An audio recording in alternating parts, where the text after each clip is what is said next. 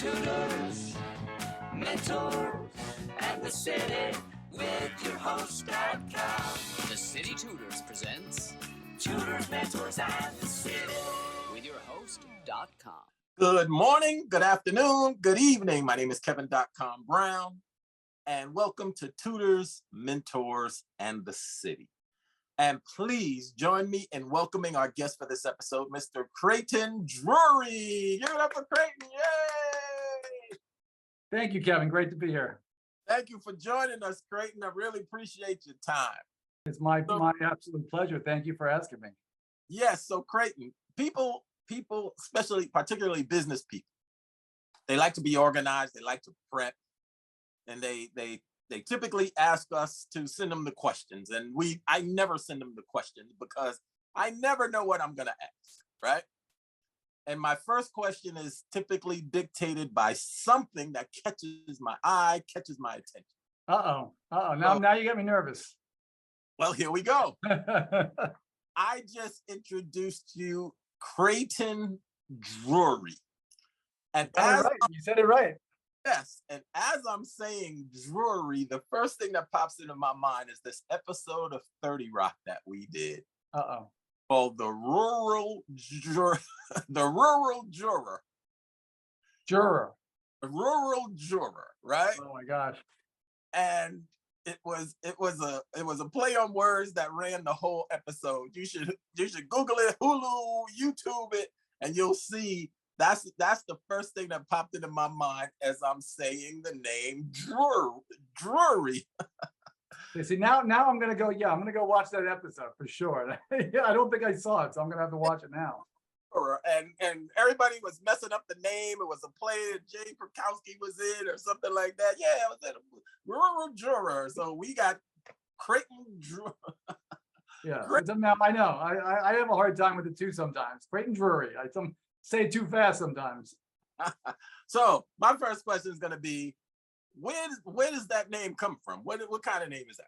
So Drury is an Irish English name. I happen to know my family roots go primarily to Ireland. So both Drury and Creighton, Creighton's actually my middle name. Creighton, like the university. Everyone always wants to know how to spell Creighton. My first name is actually James Creighton Drury, but I've always, since the day I was born, have gone by Creighton. And Drury, as far as I know, are both sort of Irish and maybe English ancestry. Some people will know Drury Lane, right, in England, like Drury, the famous Drury Lane.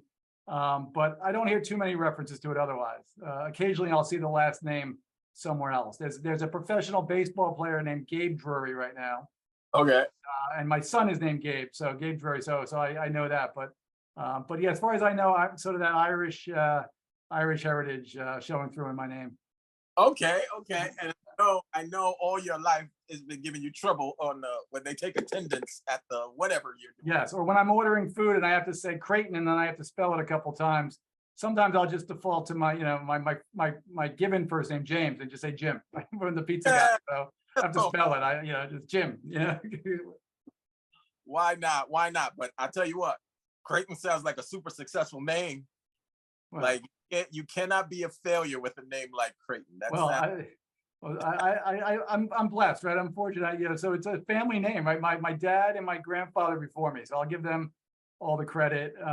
They, great role models. And Creighton was originally my grandmother's maiden name, which it was his middle name, and he took it and then down to me and through my dad. And I'm proud of it. I enjoy it. I love the fact that there's not too many other Creightons out there, and occasionally you'll see the name, but I'm proud of it.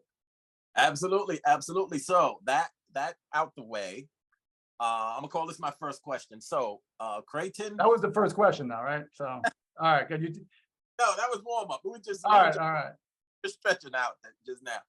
The first question is gonna be Creighton Drury. Who are you? Creighton Drury. I'm Creighton Drury. I'm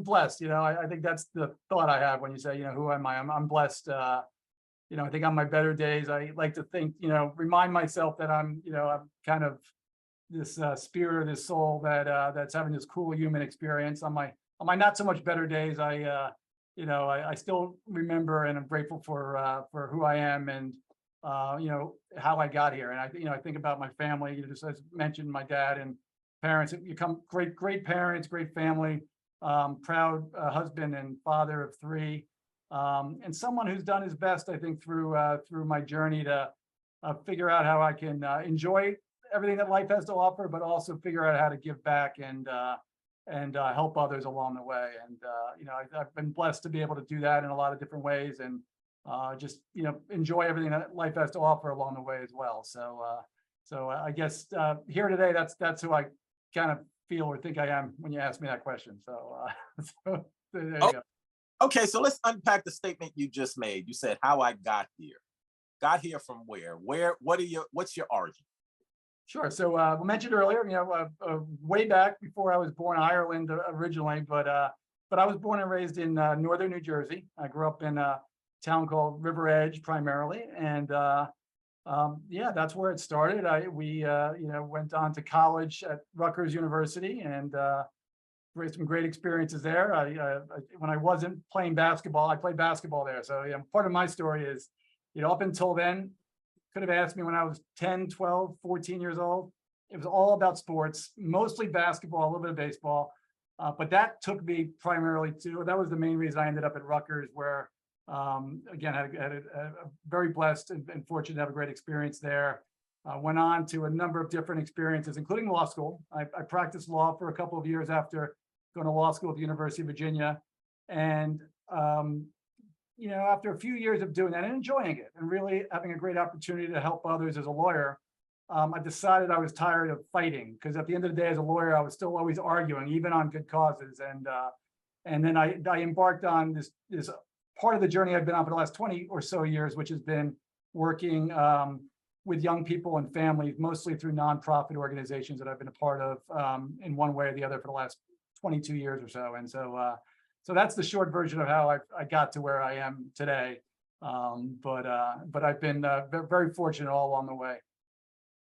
Very cool. So let's back up now. Rutgers University, basketball player. All right. Now, what Rutgers, prestigious institution. Yep. I've been on their campus a couple of times. Now, what division basketball are they? So Rutgers, the New Brunswick campus where I was, is Division I. We are, when I played, we were in the Atlantic 10 conference for basketball. We're now in the Big 10 conference. And then there's also Rutgers campuses in Camden and Newark, which their teams primarily play Division III, and they're very good there. But the Division I was the team I played on back 88 to 92. So I'm giving you a sense of my age there. So that's no problem. But we were pretty good. We were pretty good back. Our team is good right now. Back then we were pretty good too. It was a good, really fun experience. Listen, to get on a Division I basketball team, you gotta have some skills. Well, I'd like to think that I did. There's a lot of kids out there now and back then who play basketball, but it's one of those things, right? Like it was all I thought about as a kid, right? And so one of the things, as I've worked with young people through the years, you always kind of begin with that question, like, what is it for you? Like, what's that positive thing that, is getting you going? I mean, for you, maybe it was comedy or performing for others. I mean, for me, it was just being on the basketball court and trying to beat the other team, right? Just trying to get better, trying to impress the folks in the stands and that kind of stuff. But it was really about just getting better. And that was my thing. And so I would just had my heart set on playing basketball in college. That was sort of the next step for me. And through, kind of just a range of events and opportunities, I ended up at Rutgers. And so I ended up there at a time where the team was rebuilding. We ended up having 4 really good years and a lot of great experiences. A couple of injuries set me back, a couple of other things, but I always look back to that time period because I think about that as the time where I transitioned a little bit. Like, at some point during those 4 years, I realized I was not, going to go play in the NBA. I think I knew that even when I got there, but after that first injury, I redshirted my sophomore year, and I had a really bad back injury. It just set in motion this sort of, the series of thoughts, and just you began internally, well, okay, what's next? What am I going to do with my life? And I didn't figure it out right away, but that kind of set me, down a path that I think helped, figure out what I was going to end up doing the next 30 plus years of my life, at least to where I am today. And the common denominator keeps coming back for me. It's like, what do you enjoy? Like, what do you like doing? More importantly, what can you be passionate about? And it was clearly sports, and especially basketball for that, first 21 or so years of my life. So. Right. Did you go on scholarship or how'd you get it? How'd you get there? Well, I originally walked on. I had some scholarship offers to other Division I schools. I ended up making the decision to go to the Air Force Academy originally, one of the military academies. And I look back in hindsight, right? And I say, I made the decision because they said, oh, you're going to play in the basketball team right away here. I was like, oh, I just want to play in the basketball team. It was a good conference out. I went there, I went through basic training that summer, and I said, what am I doing? What am I doing? Why am I going to play basketball here at the airport? Beautiful school, great school. But long story short, I ended up deciding to leave.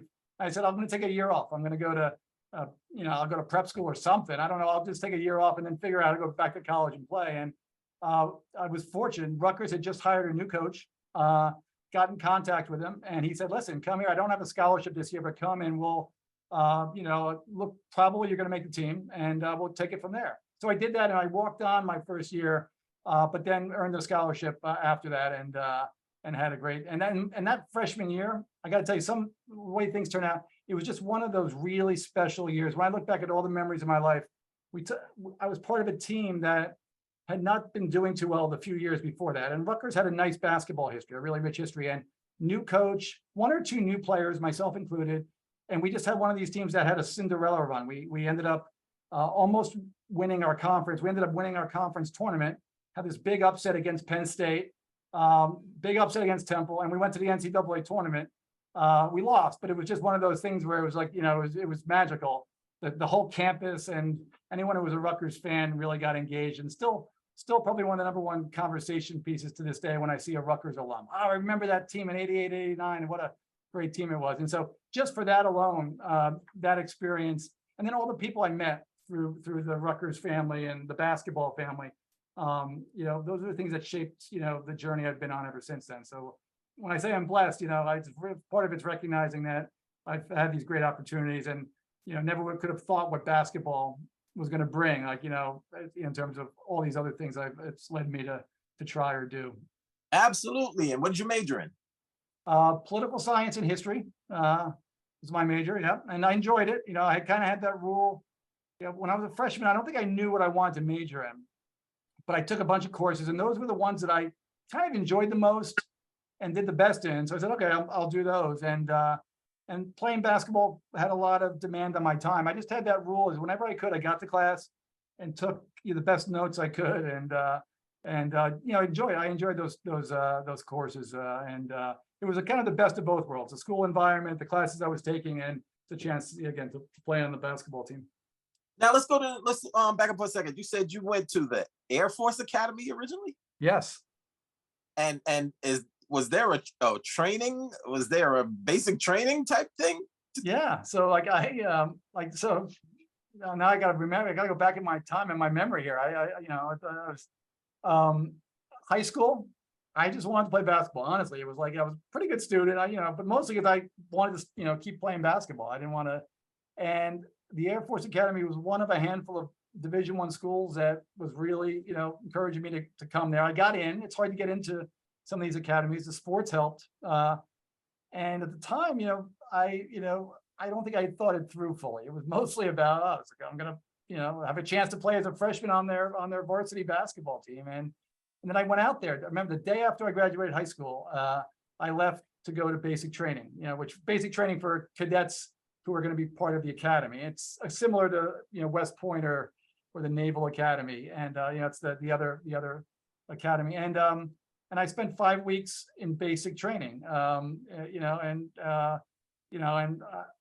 ended up, like a lot of other people who were in it. I don't know the percentages, but I kind of had to really wrestle with what I wanted to do with my life, and I realized I was almost through. I thought, okay, I got to, because if I had finished and I started school, I would have already owed a year or two of service to the academy. Because what happens is you do 4 years at the military academy, and then you owe 5 years of service in the military or in the Air Force. And at 18, my life view on serving in the military, as much as I respect and appreciate everyone who serves, as an 18-year-old, I was going there to play basketball. David Robinson had played at Navy a couple of years earlier. I said, that's the thing. And so I was really, that summer, I was really, it really caused me to think about what I wanted out of life. And I wasn't 100% sure yet. So I ended up making the tough decision to leave after going through pretty, for the time, intense training. I lost a lot of weight. I think I got in better shape, but it was quite an experience. And in the end, again, looking back, everything worked out well. But at the time, it was a little nerve-wracking to kind of change course after you had made this decision coming out of high school. I have to unpack this because Uh-oh. City Tutors, we cater to a not-for-profit startup. We cater to young people, cater to New Yorkers, typically CUNY students who are in college, about to graduate. Our high school clientele is growing quite a bit also, but a lot of young people who start a course trajectory and then realize this isn't for me. I don't like this. I hate this. What am I doing? So we provide free tutoring and free mentorship. My question is, when you're a young man and you make a commitment to the military academy, and now you wake up one day and realize this is the wrong, who do you talk to? How did you maneuver that moment? Great question. It was a little harder for me because I was in Colorado Springs. I grew up in northern New Jersey, so I was across the country. It was beautiful out there too. I remember when I visited, I'm like, oh, it's beautiful here. I'm, basketball, military, it's a little bit of the pomp and circumstance, but I couldn't really talk to my parents, or other close family members or friends because I was out there by myself. And so had a little bit of communication with my parents, but not a lot. And I had to figure out, as I think back about it, I had to really, get the nerve up basically to reach out to the leaders of the, Air Force, the folks who were leading the basic training summer cadet program. And I remember talking to them. It wasn't one conversation. Okay, you can leave. It was like, okay, now go think about it. Are you sure? And I remember just being in a position where I really couldn't articulate all the reasons why I hadn't developed a well-formed view of the world at that point or what I wanted to do. I just had this feeling that it wasn't the path I was supposed to be on. And it wasn't fear, it wasn't worry about being, doing something I wouldn't want to do. I think it was more just this sense that I had that it was not the right path for me. But I had to kind of make that all happen in the middle of basic training. And I did. So it was like a series of conversations. My dad still laughs a little bit. He'll say, "Yeah, we had a colonel called us and said that your son is trying to figure out the meaning of life kind of thing, and we just want you to know that." And he's thinking about what he cares about. And he's thinking about maybe leaving. And so, but ultimately, I don't remember the moment I did it, but I ultimately just stayed resolved and said, this is not the right path for me. And I had to have a faith, I know that, because I didn't know what I was going to do when I came home, as I mentioned. Like I said, I might take a year off. I might try to go to a school for a year. I wasn't sure if college was an option, which was a scary thing at the time because I just assumed I was going to go to college and play somewhere. And so I just had to have the faith that it would work out. And, I came back and I remember 2 weeks later, it was like early August or something. And one of my coaches had reached out to the Rutgers coach, new coach. He just showed up and he's like, "Hey, yeah, I don't have a scholarship, but I got a spot." And so all of a sudden there was that, sometimes, it doesn't always happen, but in that case it worked out. And so, I had to kind of, trust that it was going to work out. Absolutely. And another thing you represent, fascinatingly, is in sports, particularly in NCAA, we love the Cinderella story, right? We love that team that shouldn't have, that little team that could, that little engine that could. And you represent the unnamed player on those types of teams that take that Cinderella journey, that take Right. that big guy, the big behemoth journey. And because we never hear about what happens to those players, right? We hear about the star player that made it to the NBA, but we don't hear about the other guys. Yeah. You represent the other guys. Yeah, well, I guess so. I hadn't thought about it that way. I mean, when I look back, a couple of things. One, that team I mentioned, it was 88, 89. Rutgers had just come off a few disappointing seasons. But what I loved about it was that year, the new coach, his name was Bob Wenzel. And by the way, his coaching staff included an unknown coach at the time named Jeff Van Gundy. Okay. He was like one of the assistant coaches, and he was great. Like, he was great for me. Van Gundy, one of your coaches? He was one of my coaches. Yeah. Jeff Van Gundy was an assistant coach along with a guy named Eddie Jordan, who played in the NBA, went on to become a head coach they both went on to become head coaches in the NBA. And Jeff Van Gundy, if you tune in tonight, we'll probably hear him. They were great coaches of basketball. They were also, and the other coaches there, great coaches of young men. I mean, it's one of those things, like, you learn those life lessons from your teachers, your educators, your tutors, your coaches. And that year, Bob Wenzel, another coach named Jeff Mitchell, everyone contributed. It was probably the best team experience I've ever had, in the sense that every single guy on the team played, everyone contributed, and we ended up going on this the chemistry just got right, and we ended up, beating all these big teams within our league. John Calipari was the coach at University of Massachusetts at the time. John Chaney at Temple. We upset Temple in the Palestra in Philadelphia in the semifinals. Penn State had just upset West Virginia, and all of a sudden the crowd, who had started to follow us as we got hot at the end of the season, were chanting in the Palestra, "Back to the rack," which is the Rutgers Athletic Center, because they realized that West Virginia wasn't going to win, and if we beat Temple, who was the second seed, all of a sudden we were the 3 seed. We were the home team, and no one thought the home game would go back to the rack. And so I just share that experience because it was just magical, and everyone contributed, and everyone played during that season, and it was just a great team thing. And you're right. I mean, I think just as a team, we went on to, I'm name dropping here, we went on to lose to Iowa, and BJ Armstrong scored the last 6 points, 16 points in the game, and we almost beat Iowa, but he won it for them. But this idea that any team, you have your stars and your best players and the ones who are maybe make it to the NBA or have a chance, but then you have to have all the cast of players who have to, and I actually, to this day, in all the work I've done through the years, I often will say, I like to bring a point guard's mentality to the work. I was a point guard. I was 6'4" point guard, right? My kids, when they see me with my old teammates, like, "Oh, you're short." I'm like, "Well, I look short compared to the 6'10" guys where I was passing the ball to." Right. But I love the idea of figuring out who, one guy can't do it all, or one woman can't do it all, whatever sport you're playing. So how do you get it to the hot hand, or how do you get it to the folks who can kind of make the teamwork happen? And that's one of the other sort of seeds of insights that I've taken away from my sports career. But also that it just takes teamwork to get the job done. It's not just one person. Absolutely. Now you also check off the box of the student athletes. Student athletes have additional challenges, right? So you said your major was political science and history, yeah. Science, but your major was also basketball, right? Yeah. So when you start being faced with the injuries, yeah, what are those moments like for the student athlete, and how do you maneuver through them?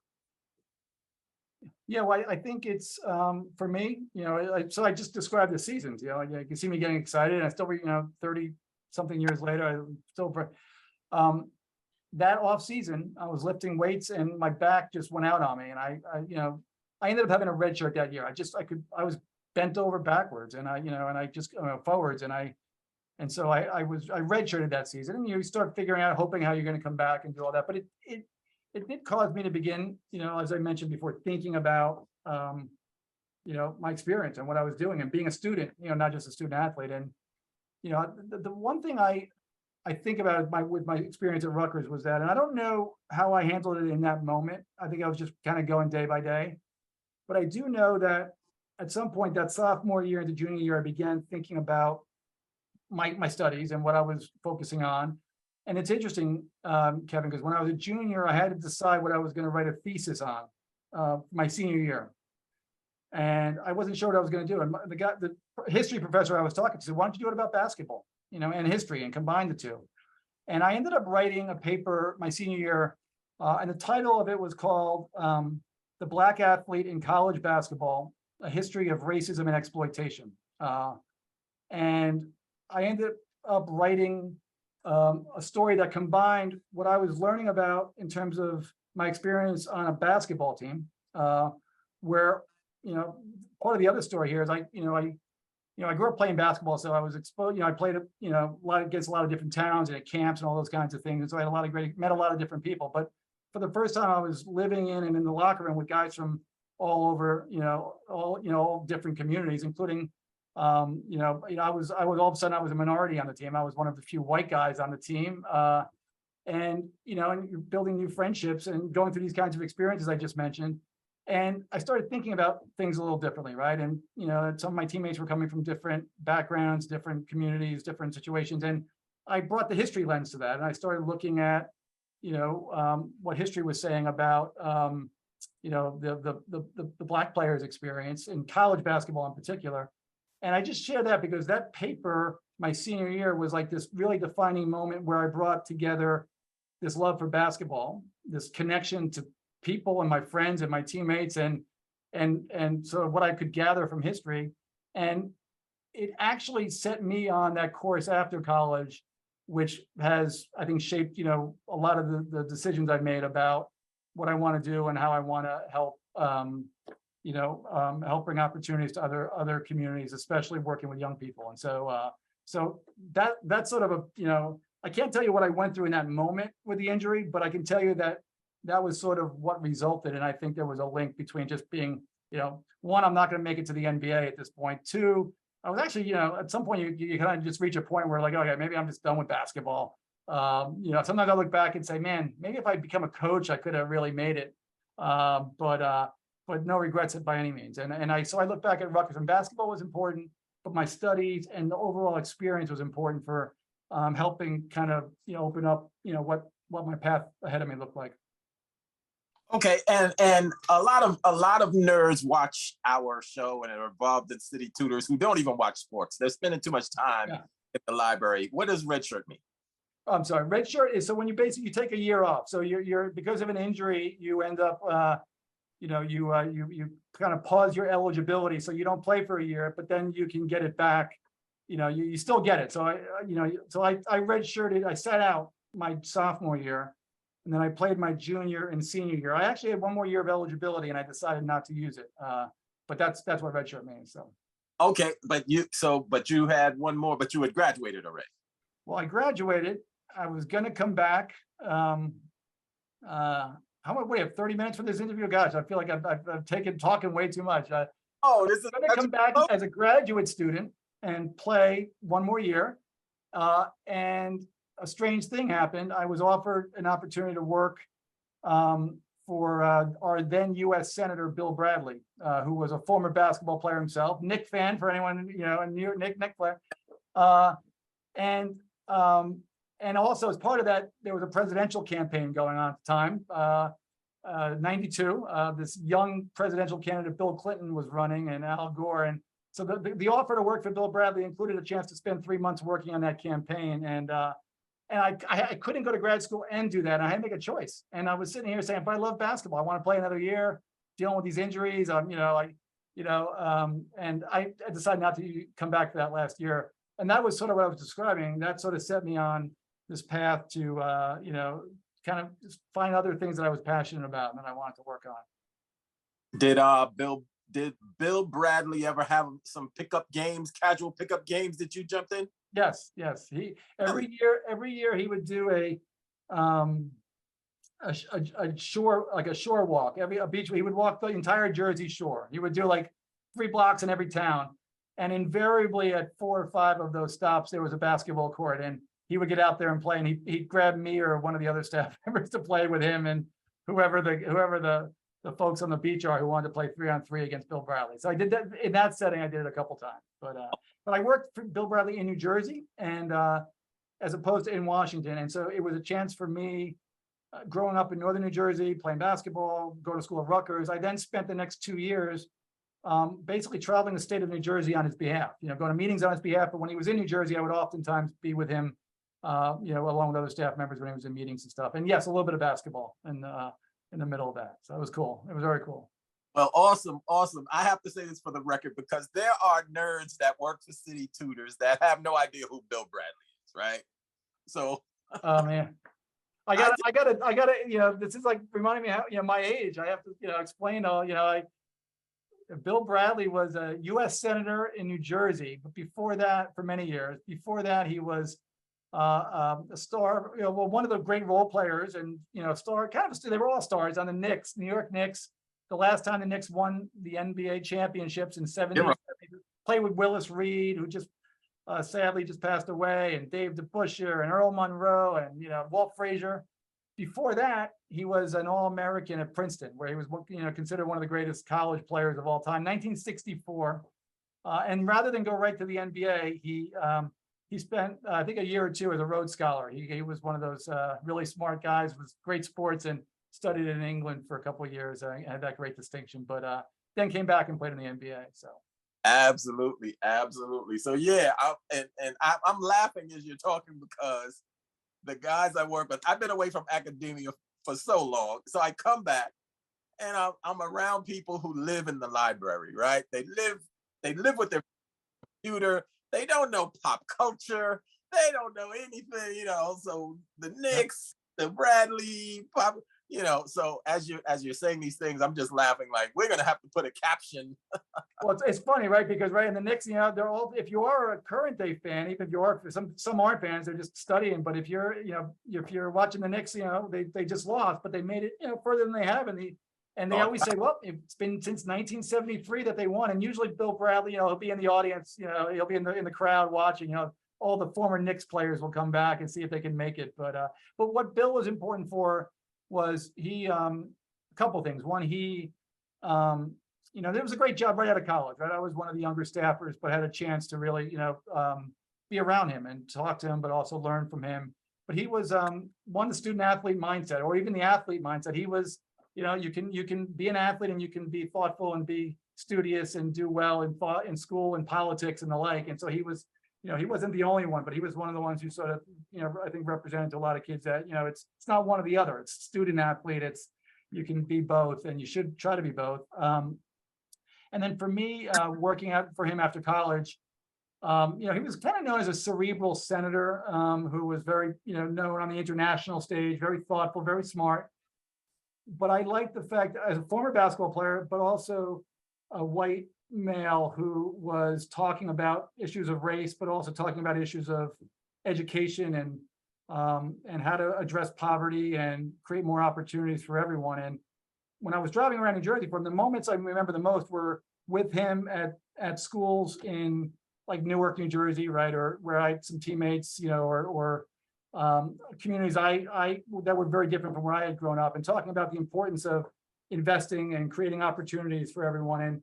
And that was just a part of my journey. But for me personally, that was kind of a natural extension of what I had been studying about in school, as I mentioned, and what I was learning about through my experience as a basketball player. And so that was just, it was formative, I guess. It was just helpful for me to kind of listen and watch him as he was trying his best to address those issues as a senator. Okay, so you ran Bill Bradley for a minute, and then somewhere along the line you said you went and got a law degree. Yeah, I did. So I worked for Bill. All right, so I worked for Bill Bradley for 2 years, and it was important experiences, but I still wasn't 100% sure. Like, okay, it was basketball. That was really clear. By the way, it was basketball and baseball. I love them both, but basketball had the edge, and that was pretty clear cut, right? And kind of led me in a couple of different directions. But at this point, I didn't know what necessarily was next. I was thinking about it. So like a lot of people, I just said, well, let me go to law school. I'll become a lawyer. That's what a lot of people do. And I was very fortunate to have the opportunity to do that. I spent 3 years. I went to the University of Virginia for law school. And then, did that. And then I came back and I practiced law for about 4 years. I came back to New Jersey after that and practiced law for 4 years. And same thing, those experiences were helpful on a lot of fronts. One, it was just, I'm glad I went to law school for a lot of reasons. I'm also glad I practiced for 4 years. I think this idea that you're always learning new skills and learning how to, address things in different ways. The adage that learning how to think like a lawyer was helpful for me, I think. And and practicing was helpful. I did a lot of work as a lawyer. I went to a law firm in New Jersey, Lowenstein Sandler, great law firm that happened to also be known for a lot of public interest law. And so I actually spent most of my 4 years working on a number of public interest cases that had great interest to me, working on cases around education in New Jersey and making sure that there was adequate funding for every community across New Jersey, which was consistent with these things I had been learning about with, working for Bill Bradley. And a number of other civil rights type cases that I really enjoyed to a certain extent. At the end of the day, though, I just realized that, it's kind of like now that I think about it, I hadn't really thought about this before. Kind of when I just had that sense and that feeling when I was at the Air Force Academy that this might not be right for me. As a lawyer, I said, I'm just not sure this is what I want to do for the rest of my life. And part of it was the sense that there was still a lot of arguing happening as a lawyer. I mean, I was working on important cases, but at the end of the day, I'm arguing, whether it's in court or depositions or briefs, you're always just arguing. You're trying to get the best argument, even on a good cause. That just wasn't sitting right with me. And I said, I got to figure out how to figure out what's next for me. And so after doing that for 4 years, I ended up making a pretty big shift. I ended up leaving my law firm, also leaving the practice of law. And I moved to Paterson, New Jersey, where I town next to where I had grown up. And a friend of mine had started a nonprofit organization, and they were starting to work with schools and help build youth programs in schools in Paterson. And he invited me to come help him, and I did. So that was my short-lived career as a lawyer. I stayed a lawyer technically for a couple of years, but I'm no longer, when people call me and ask if I can represent them with their traffic ticket or whatever, I said, no, I'm not a lawyer anymore. Okay. So you worked for the not-for-profit. What did you do after that? So I made that shift. So I went to this nonprofit, worked there for almost 10 years, worked in Paterson, New Jersey. We helped, we nonprofit organization that ended up building and helping to run a number of different types of schools, youth programs. I spent 2 years in that time frame working for the governor of New Jersey, where I led statewide strategies to help. The title was Gang Prevention Director. I was the director of gang prevention in the state of New Jersey.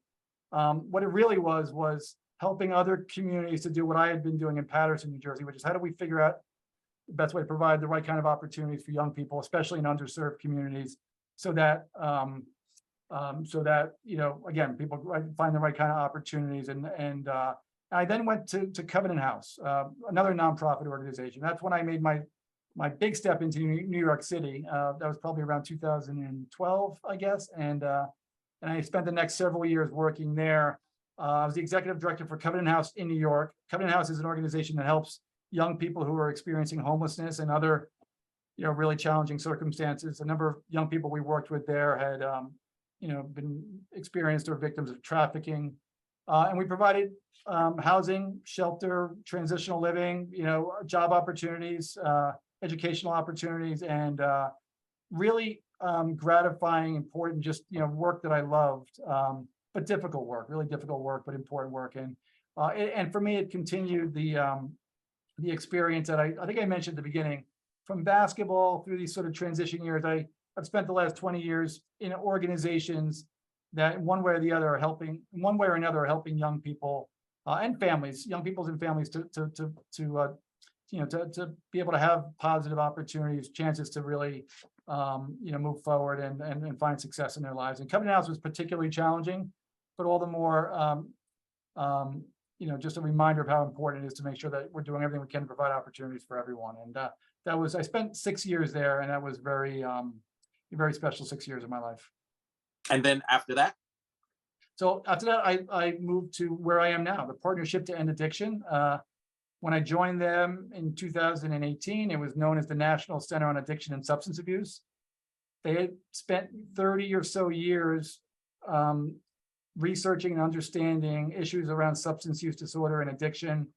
And they had come to a point in their history where they wanted to figure out how to take this research and put it into practice to help young people and families to figure out how to address these issues, prevent them, and or find help and treatment for them. And I've been here for 5 years now, and And the journey has been to, kind of consistent with where I've been. How do we help as many families as we can, as many other communities as we can, to address this issue of substance use disorder and addiction, which is affecting way too many kids and young people, and too many people across the country. I mean, it's obviously one of the biggest public health issues right now. But for me, that journey, those years I spent working in Paterson and across New Jersey and for Covenant House, you realize that addiction, substance, use disorder, or substance misuse, alcohol, drugs, was often either a consequence of not having the opportunities and the help to really move forward and live a healthy, successful life.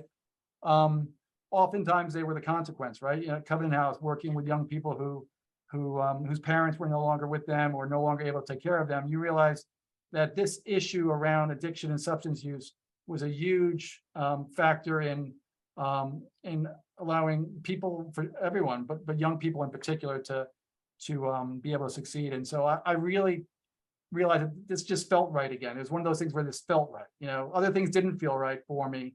Being a lawyer, being at the Air Force Academy, it felt right working in Paterson, New Jersey. It felt right working at Covenant House. This felt right because it was a chance to help people who were trying to figure out how to help their kids and help their loved ones. And that's what I've been doing for the last 5 years now.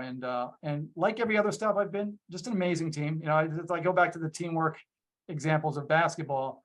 I was just talking to someone before this interview who we were talking about this. I said, he was paying me a nice compliment, which I appreciate. I said, but you know what? Without the right people in the right places running this program, doing the fundraising, managing the money, working as a team, you can only be so successful. And I've been lucky everywhere I've been, and especially here at Partnership to End Addiction. We have an amazing team who work here, and the biggest part of my job is figuring out how to just make sure that we're all working well together, kind of like a point guard. And I love every minute of it. I love every minute of it, and yeah, it's very fulfilling. And the name of the organization again is what? Partnership to End Addiction. End Addiction. Okay. Yeah, End Addiction.